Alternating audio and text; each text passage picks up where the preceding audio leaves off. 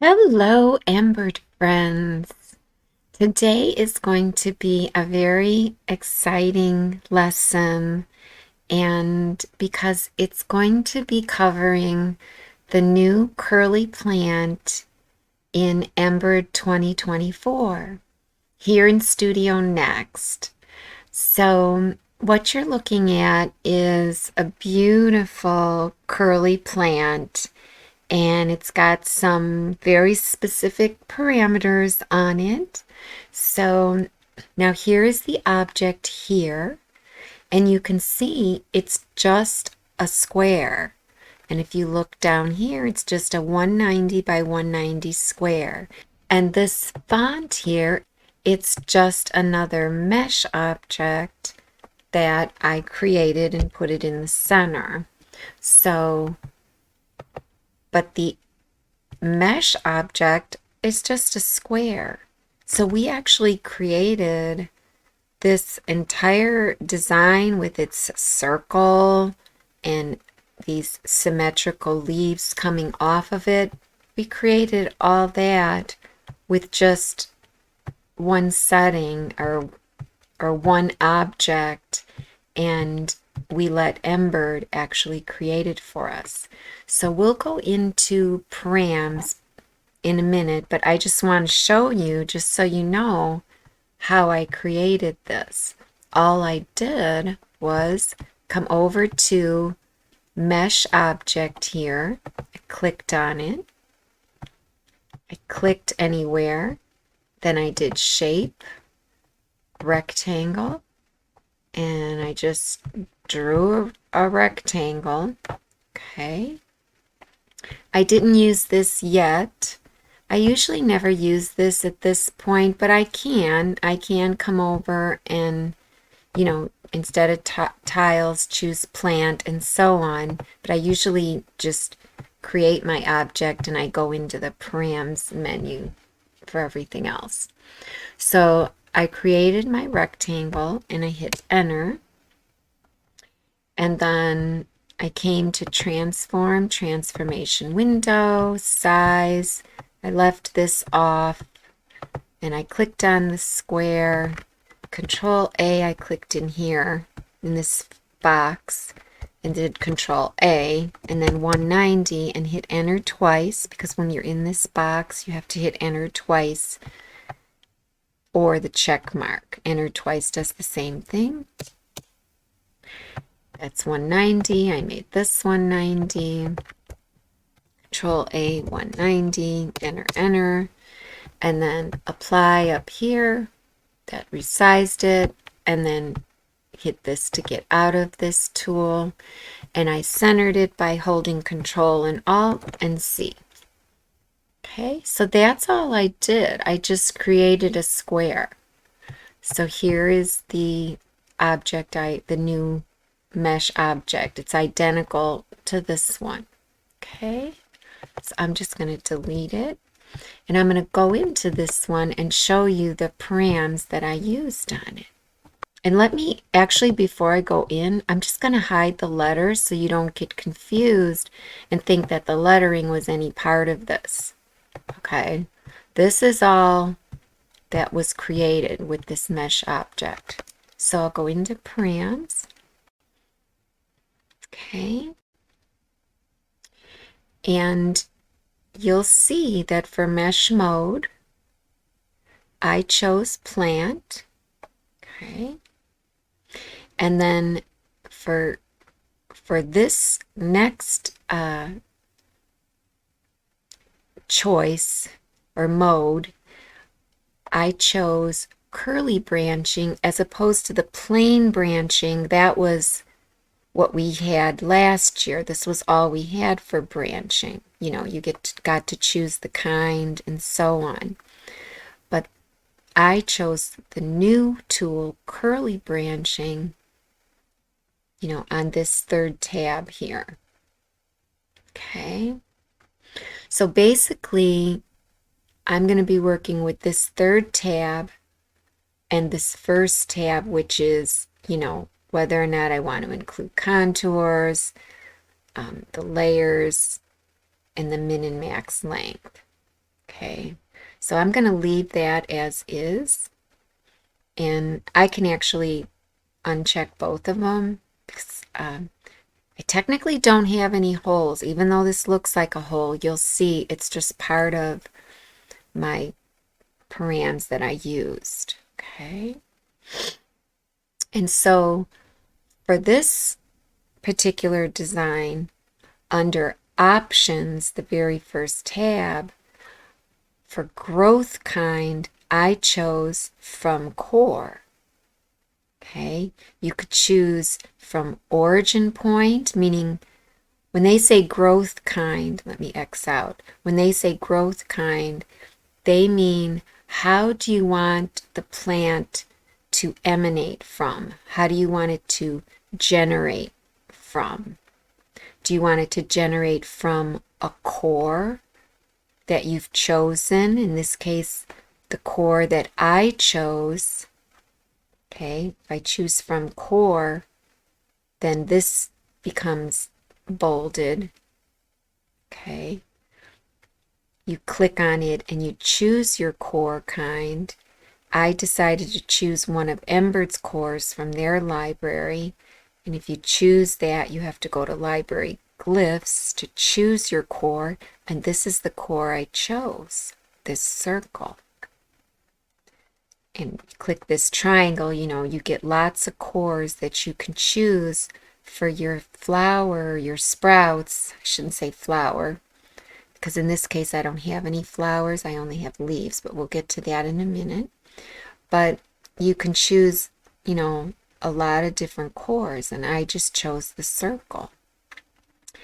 And I'll hit the check mark here. And symmetrical sprouts was chosen. Okay, now I haven't done it where I've unchecked this. We can do that, but it seems that this is checked by default, so we'll get to that in a minute. So that's the growth kind that I chose for this design from core. Now, if I chose from origin point, okay, see this little icon? That means that there's an origin point on this object where my sprouts are going to emanate from or generate from. Now, Embird's website says that if you don't choose an origin point when you're in edit mode, let me click done. In other words, here's my mesh. If I'm in edit mode, okay, and you could see there's no origin point showing on this. And Embird's website says if you don't choose an origin point, in other words, if I don't right click somewhere and click place, left click place, and then left click place mesh origin here, if I don't choose that, Embird's website says that it will make your origin point in the center of your object. Okay, and I'll show you where that is. So this is on Embird's website, and it's CurlyPlant Mesh Essential Guide. So if you Google CurlyPlant Mesh Embird, you'll probably get this page to come up.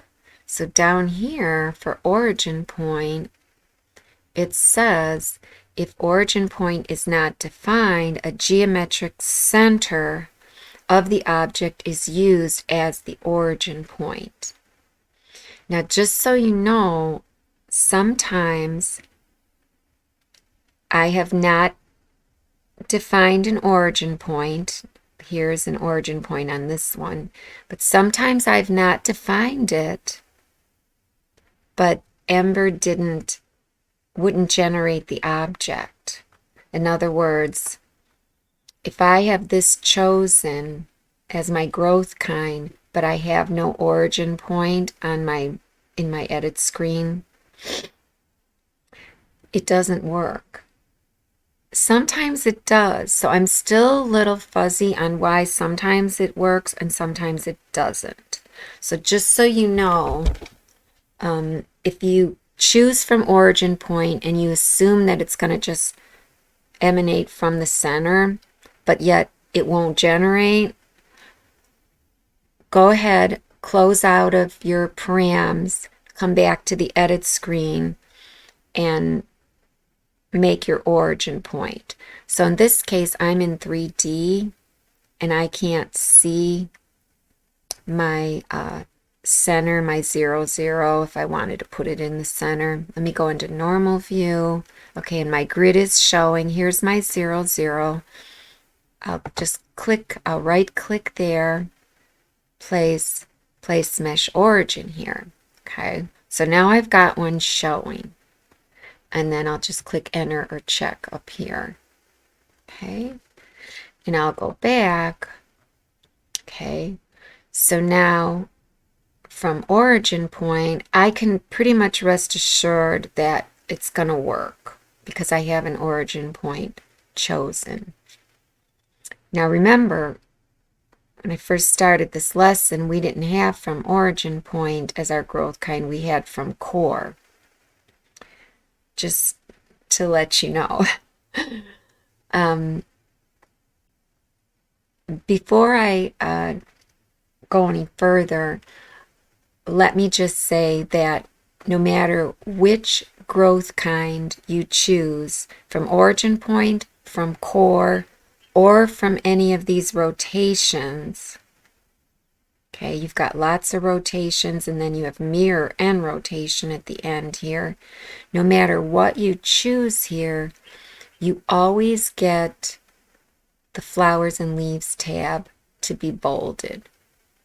So if you don't want any flowers, you click on the flowers tab, and this is your default that shows up. But if you don't want anything, just click this triangle, click the trash can and check mark, and now nothing is showing up for flowers. Now you'll just get leaves. Okay, the leaves are always there. And you can see what I did have was leaf number 2. That was what my design was. It was leaf number 2. And if I click here, here's the different leaves. I usually use 1, but 2 is really cute, you know, because you get that S. I haven't used these as much because I haven't been experimenting with it a lot. There's just so much here. So, and then the width, I made it really wide, 100%. You know, that's as high as you can go. And then here, the length, I just had it at 50%, okay, instead of 100. So it's a little shorter length. In the curliness, you could see this is 100%, but I only have it at 75. So it's not totally curling all the way into like a circle almost. It's at 75. So that's what I did use for the design that we first saw. So, but that was with not origin point, that was from core. So my leaves were like this, and my core was a circle. And it looks like my scale of my core was only 35%, meaning I wanted a, you know, a small core. I didn't want it to be a huge circle.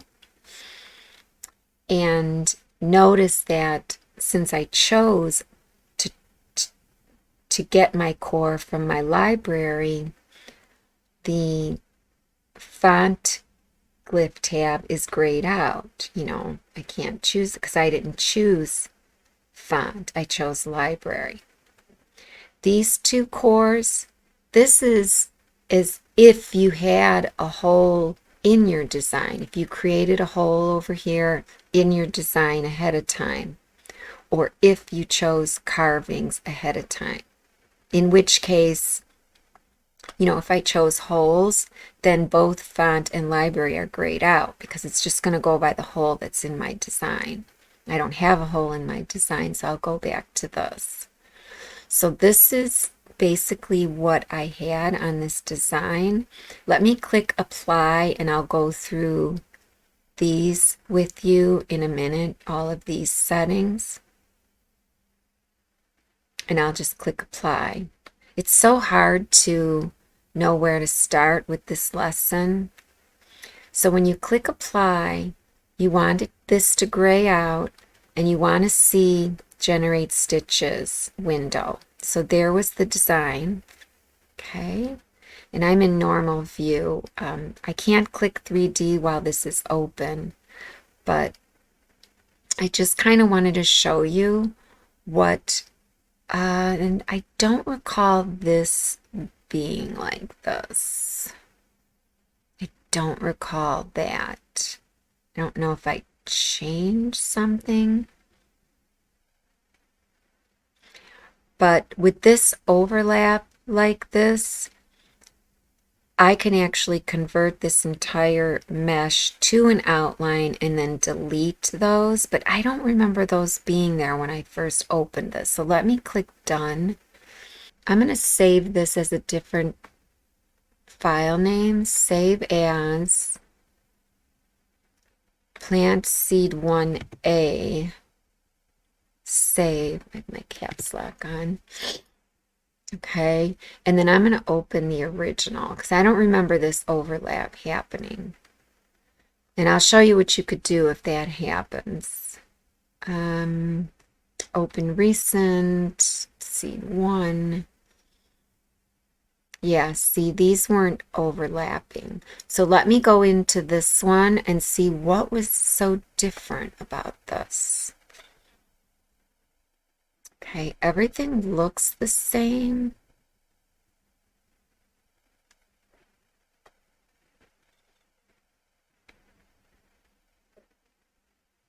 Yeah, I didn't change anything. Like flowers, there's no flowers. So that's interesting that that happened. Okay. And they do say that you get slightly different generated designs because Embird says it's a pseudo random generation. Okay. If I click apply again, I wonder if I'll get that overlap.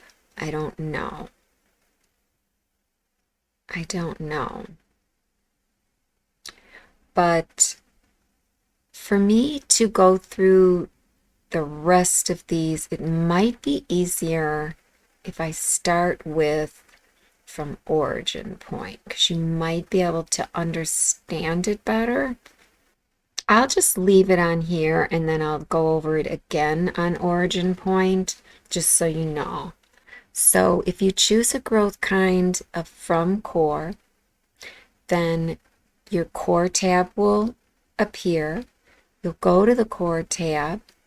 You'll choose what kind of core you want, where you want to get your core from. I chose library. And then you come into the library and you choose your core. I chose the circle and hit the check mark. This is checked as a default. I'll leave it checked. And then you choose the scale of your core. Now this was a 35% as a default number, but you can change that by clicking on the icon. I can go up to 150%. And so let's go back to this options tab, okay? And let's go over all of these. Size levels, okay? Size levels means that what kind of range do you want your sprouts to be? And I wish I could move this. I chose a range of 8.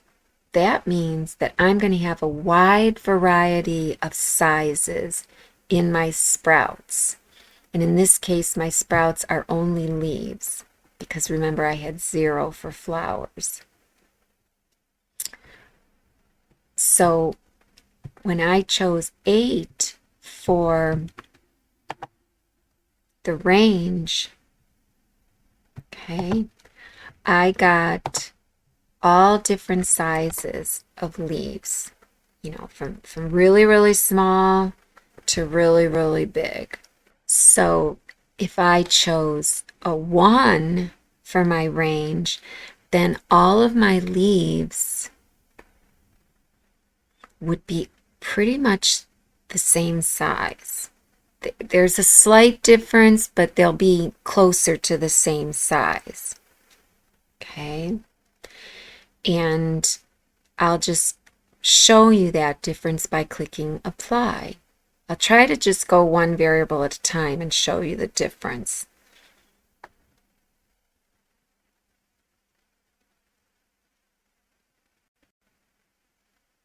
So now, I mean, they're kind of almost the same size. This one looks a little bigger, but that lends itself to the beauty, you know, of it.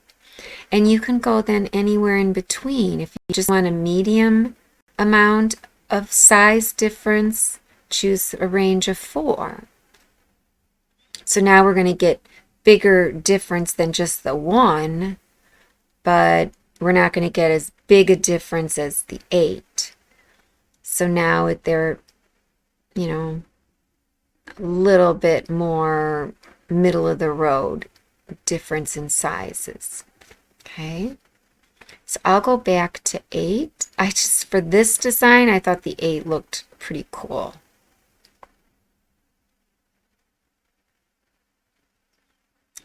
Okay. And like I said, you want to see that screen that says generating stitches. So there's that. Okay, so this time it didn't overlap these two down here. So that's kind of interesting that my other design did. So that's the range. So, well, the name of the category is called size levels, but it's kind of easier to understand if you use the word range, because you have a range of sizes from 1 to 8 if you chose 8.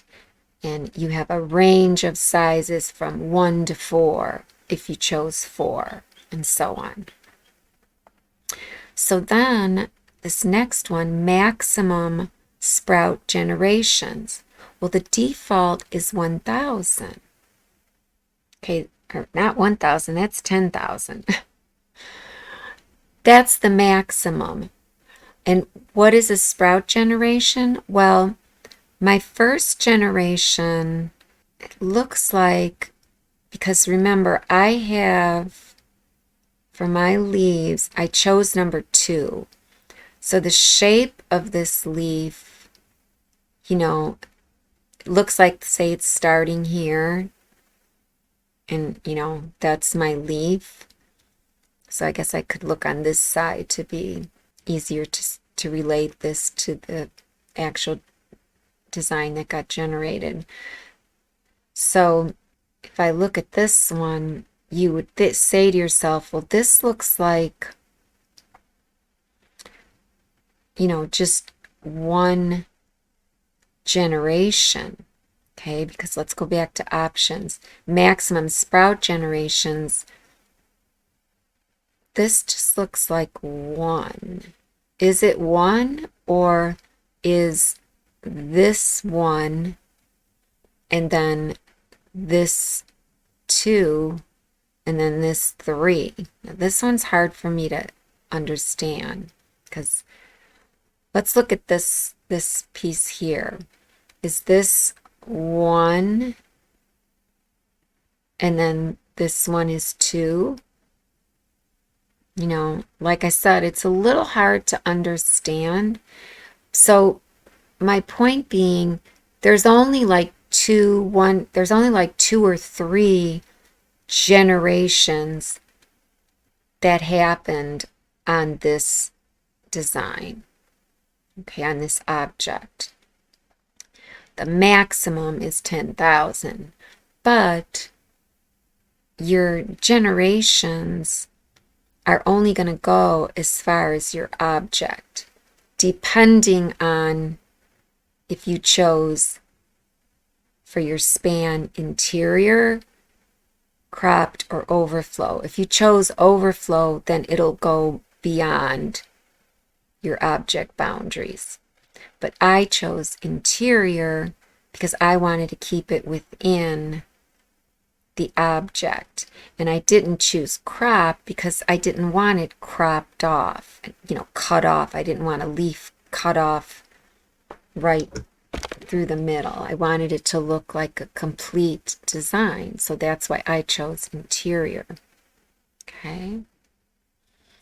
So usually when you let it stay at the default of 10,000, you usually don't have any problems. Sometimes though, it just hangs up the system because it's trying to make as many as it can. I've noticed that.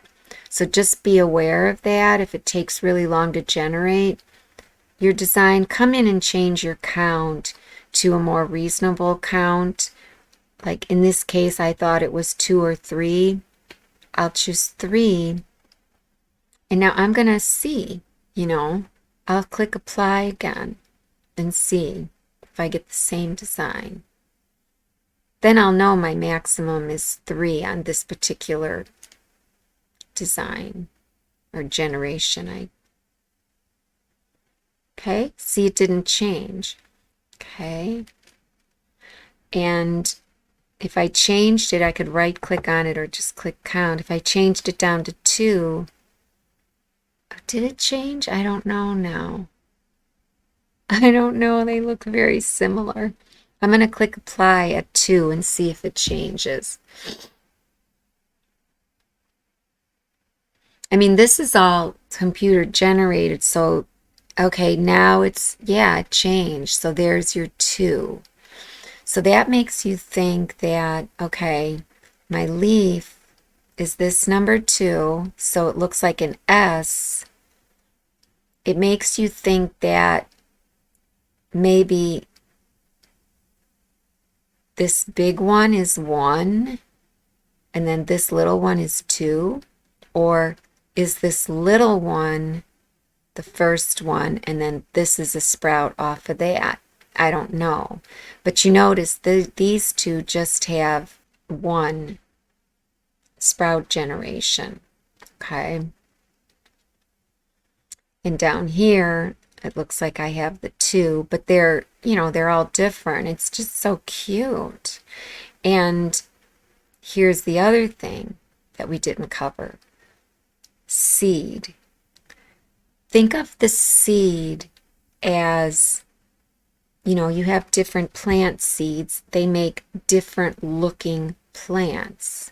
Okay? So think of your seed as like the pattern. Like apple seeds, an apple tree looks different than, say, a tomato seeds. A tomato plant looks totally different than an apple tree, okay? Or a tomato plant looks totally different than a broccoli plant. Different seeds give you a different look.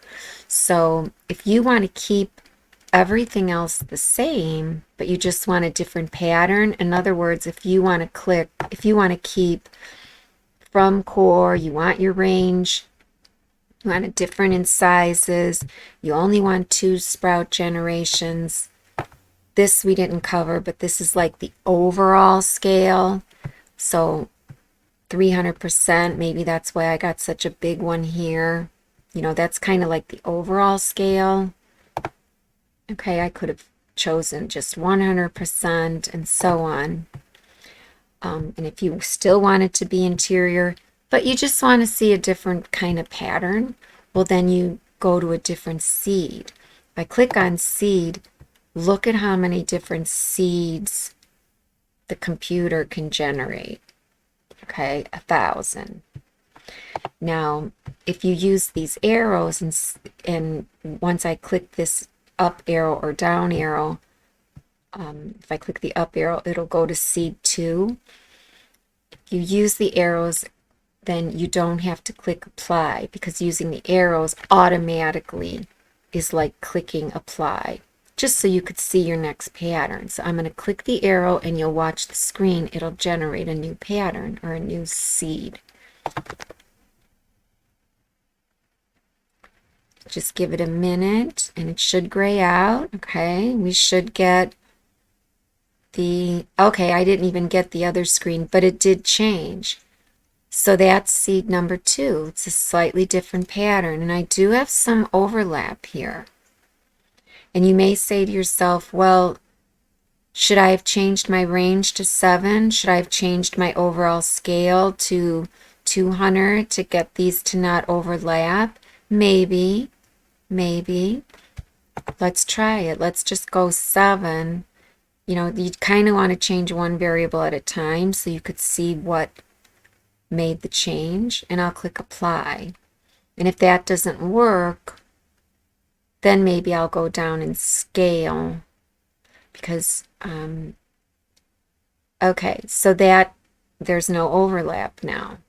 Let's go back up to 8, but let's bring my scale down to say 250. Enter, and hit apply. So now I'm back up to my range of 8, and let's just see.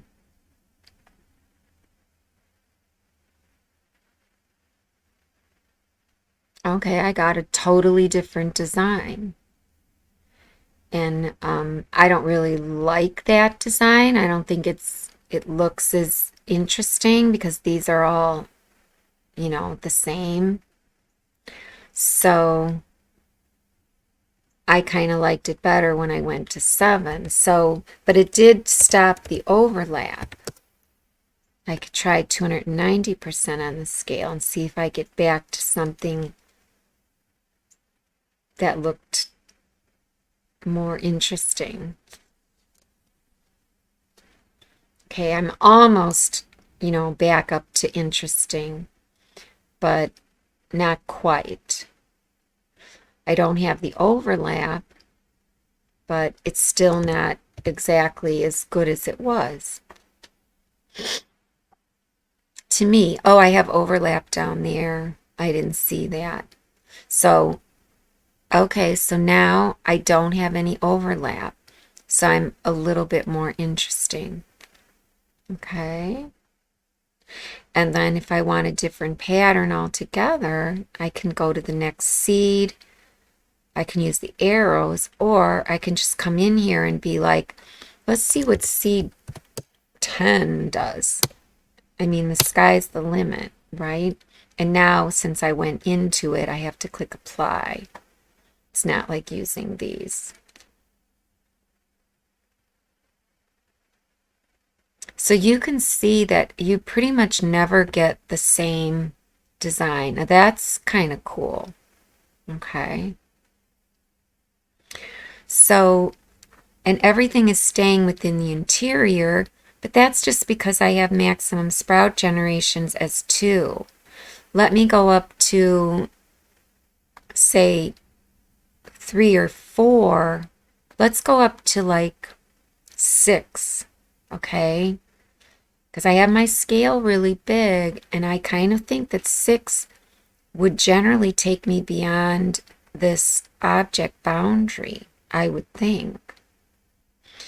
But I have interior chosen. So I don't know if it's going to lock it up, if it's just going to take forever to generate because it's thinking, or what's going to happen.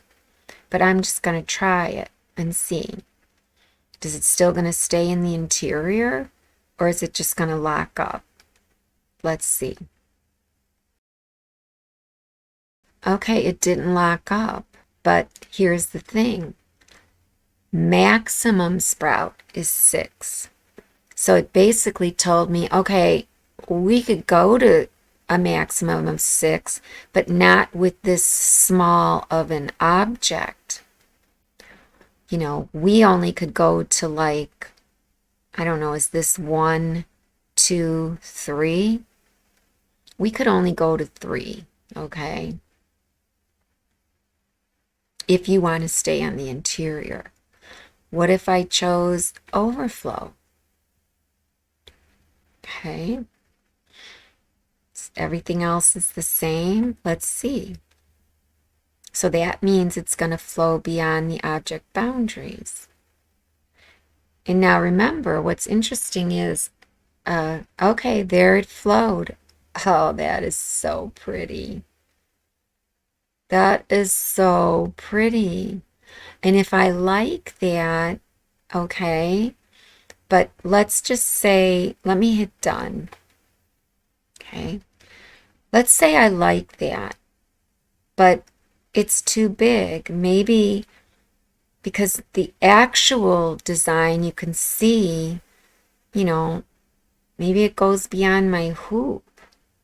You know, it's saying that the object is 190 by 190, but we can clearly see that it's not going to stitch 190. It's bigger, and it's probably bigger than 200 in height. And my hoop only goes up to 200 mils. What do? You want to keep this. Well, here's what you do.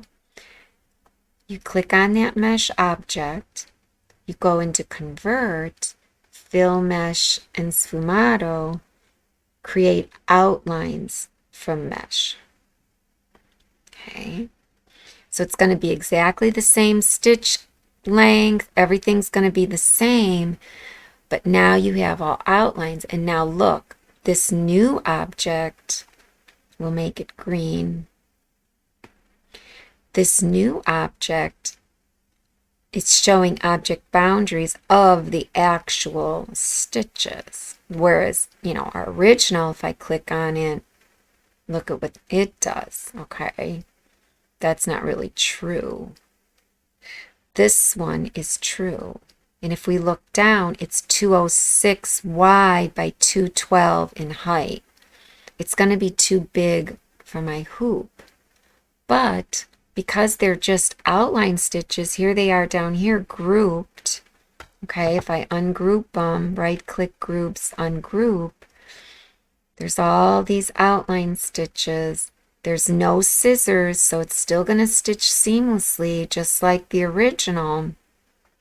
Let me group it again. Okay, but now we can resize this. And I can resize it, you know, using the handles here, using the corner handle, whatever. I can also just go to transformation window because I want to keep it symmetrical, keep the aspect ratio, not symmetrical, but keep aspect ratio. I could check that, and I could make it just click.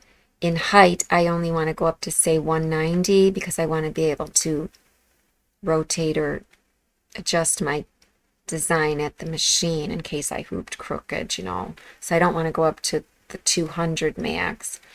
I just Control A, I'll go up to, say, 190, enter, okay, and then hit apply. Okay, so my new design now, hit the check mark, okay, is 185 by 190 in height. Let me make sure it's centered. It usually does center. Let's hit Control Alt and then C. Okay, there, now it's centered. My L is centered, Control Alt C, but the mesh object was a different animal because, yes, the object itself, the vector edges were centered, but when the design generated, it generated slightly, you know, longer in one direction than the other. So then when you converted it to an outline, the center of it is slightly off, okay? And so let me go and hide this original one. To use my keyboard, I always forget.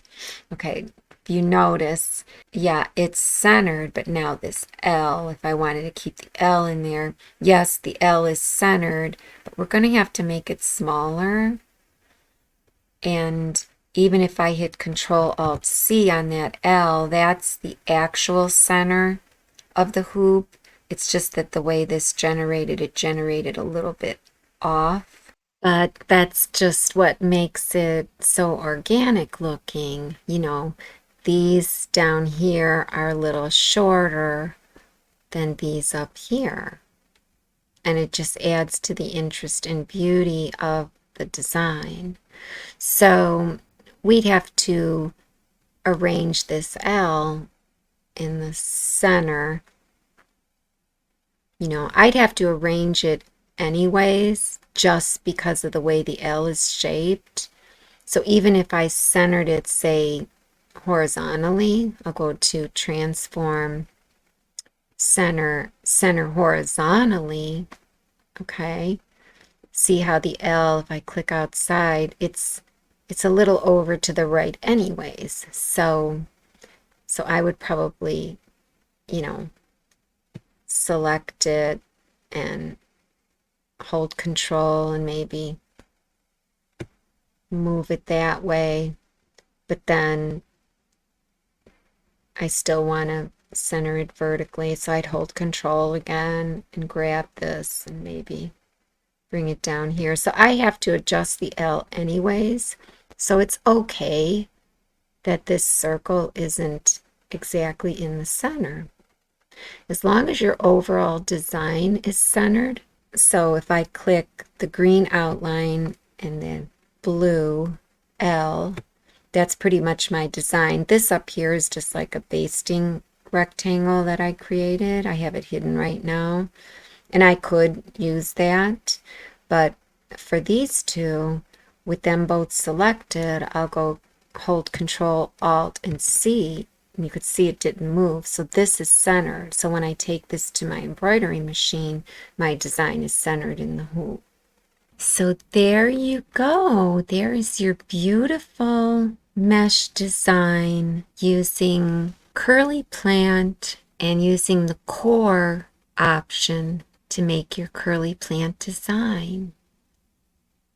So after this, we will explore the other two types of growth for the CurlyPlant. And for those two videos, those will actually be part of my membership. So if you really enjoyed this one, be sure to check out WeQuiltStudio.com and go ahead and join the membership for June, or join it for May. Here is that website, and you'll go to the Embird videos to see the videos. This is where you can click to become a member for $10 a month.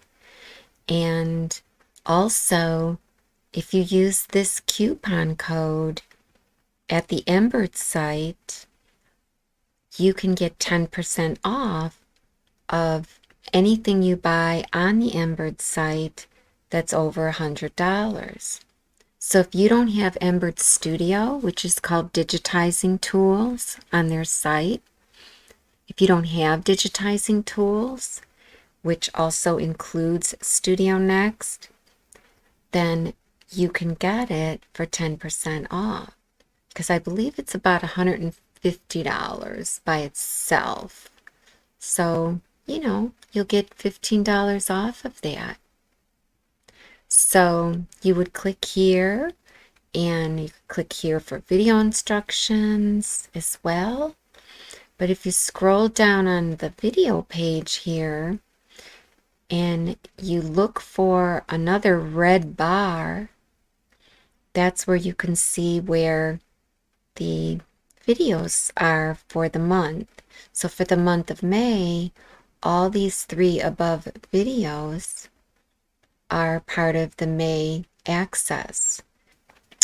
And if you really like a video after the access is over with, you can always come back here and purchase it, you know, permanently. So that's why I give you the access, so you can pick and choose what you want.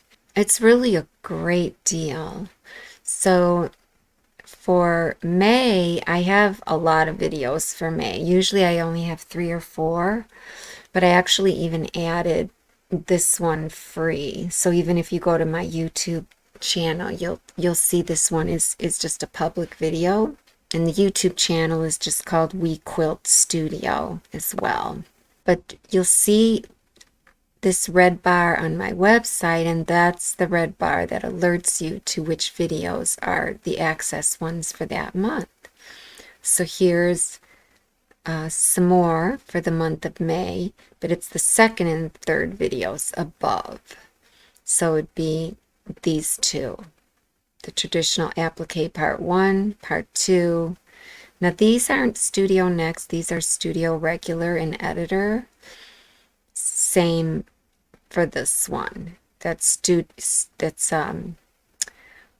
one would actually be Studio Regular, and then you take back into Editor, and then this one that's free is once you're in Editor, how you handle this when you're at your embroidery machine. That's the free one. But this one is on Studio Next, and it's about their single layer mesh. And when you join the membership, you can actually request to have different videos substituted in for your first month. I allow that for people who are just coming in because a lot of people are brand new. And I do have a few videos that I have in mind for beginners. You just tell me what you're interested in, and I'll kind of hand pick something for you because there's a lot of videos on here. There's just a ton, you know, as you scroll down. A lot of these newer ones, the top here, are Studio Next, but I have other ones too. And they usually say, you know, Studio Regular, Editor, and Studio Regular, and so on. Quite a lot of info here. So there you go, guys. And, you know, we'll see you next time. Boy, I can't wait to show you how to do the next growth kinds on this CurlyPlant. So that would be, if I click on the original mesh and I unhide it, and I'll just go back into params. So the next video, and these next two videos will be probably for June. They'll be in the June membership. But for the growth kind, I'll cover from origin point. That'll be one video, which will be pretty extensive. And then the next video will be all these rotations. I mean, I won't cover all of them because obviously these are all the same basically, but we'll cover the rotations, the mirror, and then the mirror and rotation, just to see, you know, the difference between them. So that'll be pretty extensive video as well. All right, guys. Well, again, I hope you've enjoyed this. And honestly, there is no program like Embird. Embird is a blast. And the creators of Embird, they treat you right. They definitely treat you right. You won't be disappointed at all. All right, we'll see you next time. Bye.